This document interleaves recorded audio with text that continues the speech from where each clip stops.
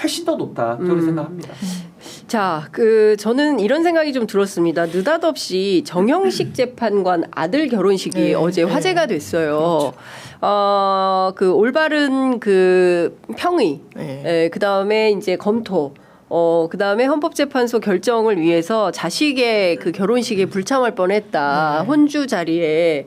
거기 갔다가 괜히 로비 받거나 이럴 가능성이 있기 때문에. 그러나 갔어요. 하고 헌법재판관들이 참석을 했다고 다 할 건 다 한 겁니다. 무슨 얘기냐면 실제로 이 로비 가능성에 대해서는 문을 닫을 수는 없는 거예요. 특히 보수재판관으로 분류되는 3인방에 대해서는 상당히 국민의힘이나 극우 진영에서 자신 있어 하는 면이 있어요. 그래서 최근에 극우 유튜버들이 하는 얘기가 5대3 얘기 계속 하고 있는 거 아니겠습니까? 맞습니다.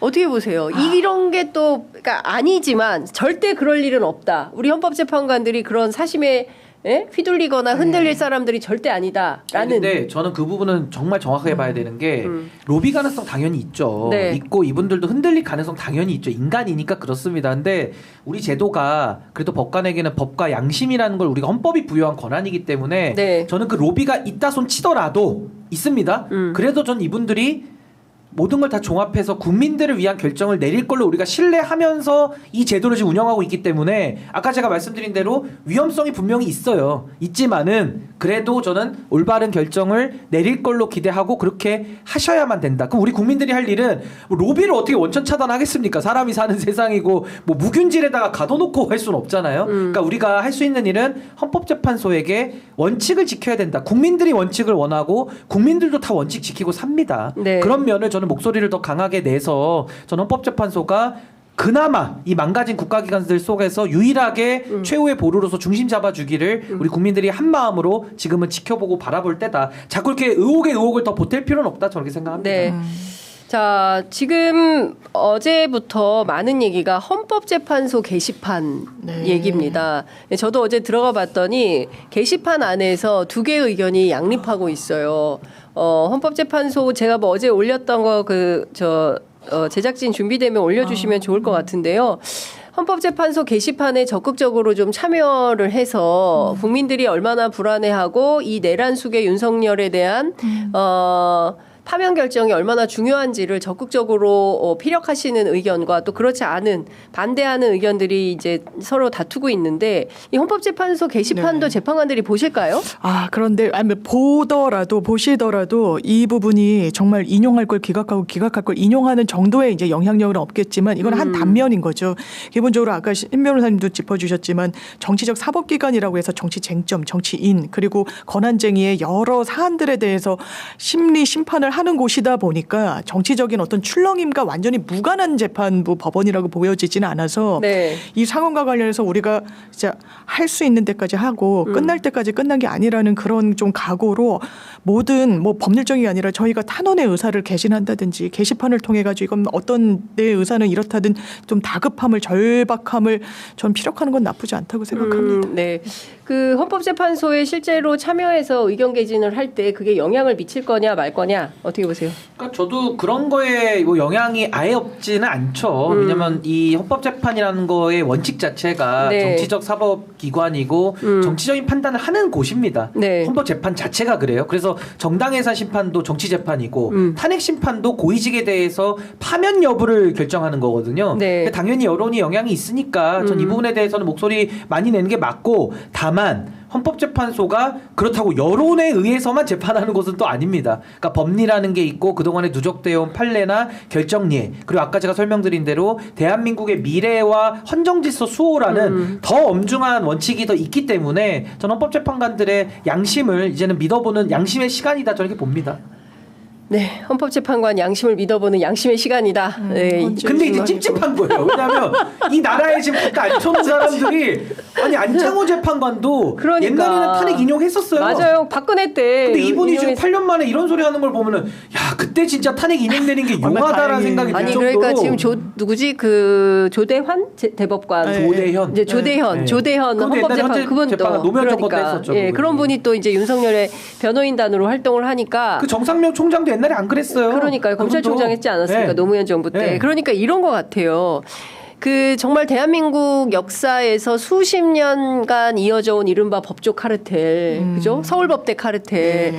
이게 여전히 온전되고 그 얘기를 누가 저한테 해주더라고요. 실제로 이번 사건도 검사들하고 판사들 몇몇이 짬짬이를 하면 얼마든지 상황 변경이 가능하다. 그렇기 때문에 대단히 위험한 거다. 그래서 여론을 어떻게 조직하느냐. 그러니까 함부로 결정할 수 없도록 국민의 눈치를 보지 않으면 안 되는 상황으로 여론이 조직이 되어 있고 국민들이 세게 밀어붙여야 이 사람들이 이러다가 우리가 큰일 나겠다 싶을 때 함부로 결정을 못 하는데 그게 좀 느슨해지거나 네, 네. 이렇게 해도 별 문제 없다라고 하니까 소신 뭐 이런 얘기를 하면서 내가 석방 해준 거야 이런 발언을 아무렇지도 않게 하는 것이다. 그러니까 결국에는 깨어있는 시민들이 끊임없는 집단지성을 통해서 이게 여론을 환기시키고 하지 않으면 이게 또 어울렁더울렁 그냥 훅 자기들 맘대로 멋대로 그냥 해버릴 수도 있는 개연성이 있는 것이다. 너무 공감이 돼요. 그러니까 이제 한 법조인이 썼던 불멸의 신성가족이라고 법적 카르텔과 관련해서 이제 정량적이 아니라 완전히 이제 심층 인터뷰를 통해서 쓴 책이 있는데 네. 기본적으로 그런 인식이 대한민국에 분명히 있고 법조가 또 한 카테고리에서 다 건너면 아는 사이이고 네. 그리고 아주 특정 균질화된 이를테면 서울 법대 출신의 법관 50대 남성 이런 이제 구조다 보니까 굉장히 공고하단 말이에요. 그러면 그것의 균열을 그러면 법원이란 조직이 완전히 무결점으로 이 법리에만 천착해서 하느냐 좀 그러지 않아요. 이를테면 법원도 제가 이제 변호사 한 지가 10년 이상이 되니까 약간 달라지는 부분들 이를테면 성범죄 같은 게 그렇게 체감이 돼요. 그때는 약간 범죄 피해자임에도 불구하고 친근한 문자를 보냈다고 이거 수상쩍은데 이거 아닌데 뭐 이런 식으로 단칼에 자르고 뭐 이랬던 관행이 없다고는 할 수 없어 보여요.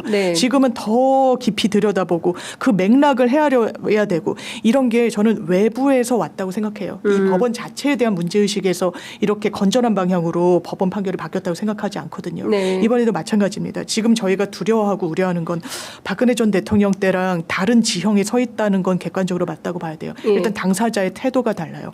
박근혜 전 대통령은 지금 보수 우파에서는 그때 박 전 대통령이 손 놓고 있었다는데 저 그 평가에는 동의하지 않고 할 수 있는 가동할 수 있는 걸 했지만 법의 테두리 안에서 했던 것 같아요. 최소한의 책임감으로. 윤석열 대통령 그러지 않죠.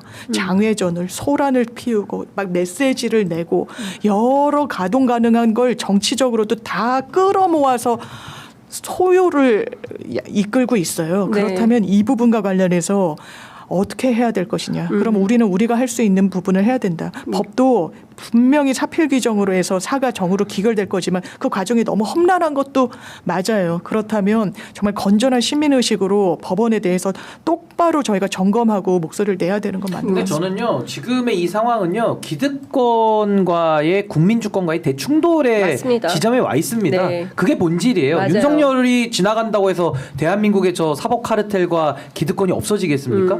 전 계속 남아있다고 봐요. 그렇죠. 또 다른 윤석열을 만들어내겠죠. 그게 뭐 한동훈이든 누구든 간에. 그래서 저는 이 거대한 흐름 속에서는 역사가 그래도 발전하는 게 있습니다. 그래서 저는 이번에도 국민주권을 가지고 응원봉과 시민들의 연대와 그 정말 우리의 한 마음 한 뜻으로 여기까지 온 것이지 여기까지 온 것도 정말 기적 같은 일 아닙니까? 맞습니다. 그 계엄을 몸으로 가서 막아냈고요. 탄핵을 하루 만에 우리가 통과시켰고 뭐 얼마나 많은 우여곡절이 있었습니까? 그래서 저는 이게 민주주의의 더 깊은 발전으로 우리가 지금 나아가는 과정에 있다는 걸 꼭 전 이해해 주셨으면 좋겠고요. 무엇보다 대한민국의 3대 권력 있습니다. 세습 권력. 이건 뭐 재벌. 뭐 너무나도 이거 참 기득권의 핵심이고 두 번째가 이제 시험 권력이죠. 이 시험 권력이 자격증, 평생 권력입니다. 그래서 이 법조 카르텔은 여기에 해당하는데 마지막이 선출 권력이거든요. 근데 우리가 지금 선출 권력도 이 세습 권력과 평생 권력하고 지금 한 몸이 돼가지고 돌아가기 때문에 나라가 발전이 없는 거예요. 그래서 전 이번만큼이라도 선출 권력도 지금 망가져 있기 때문에 저는 국민적 힘으로 한 번은 돌파해내야 된다. 만약에 이번에 어떤 경우의 수가 떨어지더라도요. 국민들이 시작한 이 흐름은 멈출 수는 없을 겁니다. 그래서 저는 너무 두려워하지 마시고 국민을 믿고 저는 담대하게 나아갈 용기만 우리에겐 필요하다. 너무 지치지 마시면 저는 좋겠습니다.